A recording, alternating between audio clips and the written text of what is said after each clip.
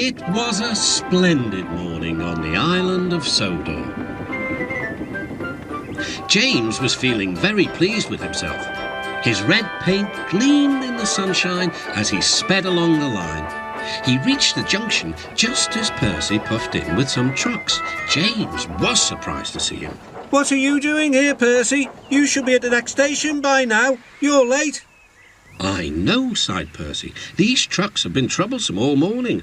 That's no excuse, Percy, snorted James. Nothing should stop us. The Fat Controller relies on us to be on time. Now, if you'll excuse me, I'll be on my way. And James puffed importantly away. Bossy buffers, muttered Percy.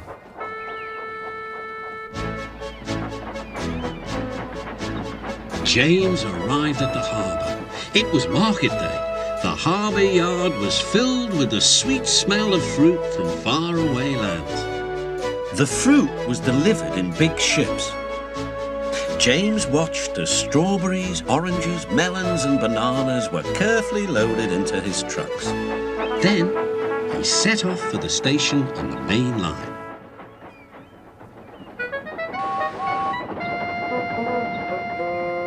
On the way, he met Thomas.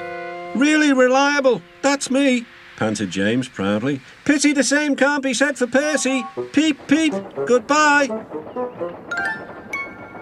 What was that about? Gasped Annie and Clarabel. That was trouble. Trouble for James, just wait and see. Percy was back in the yard and busy shunting. He had the trucks in good order and was making up for lost time. But the station master had bad news. What's happened? Asked Percy's driver. James's brakes have jammed. We need Percy's help right away. Percy quickly set off to the rescue. He found James stuck on the line and looking glum. Percy couldn't help laughing. Got yourself in a jam, eh, James? What you might call a sticky situation.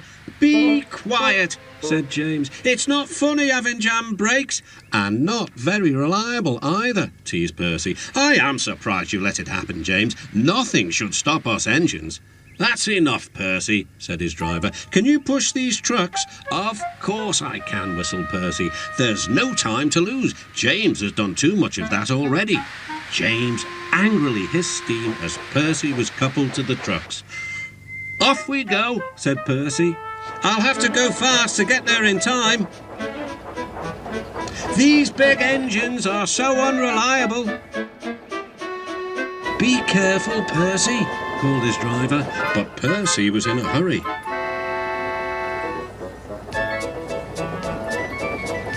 He didn't see that the points had failed and that he had been diverted into a siding. Look out, Percy, shouted his driver and applied the brakes. But it was too late.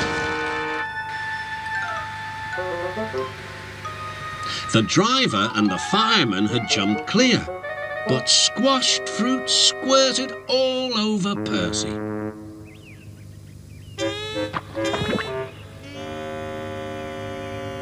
The Fat Controller arrived. Percy, you are not to blame for the points failure, but I do not run a jam factory. Yes, sir. No, sir. And Percy squelched sadly away.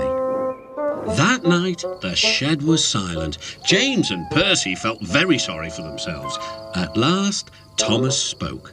You know, he said to no engine in particular, there's more than one way to get jammed. We all learned that today. Still there was silence. What's more, continued Thomas, we also learned that sometimes when engines help each other out of a jam, things can still go wrong. So, said a voice. So, finished Thomas, that means we learned a lot today, and therefore, then came a chorus. We're really useful engines after all.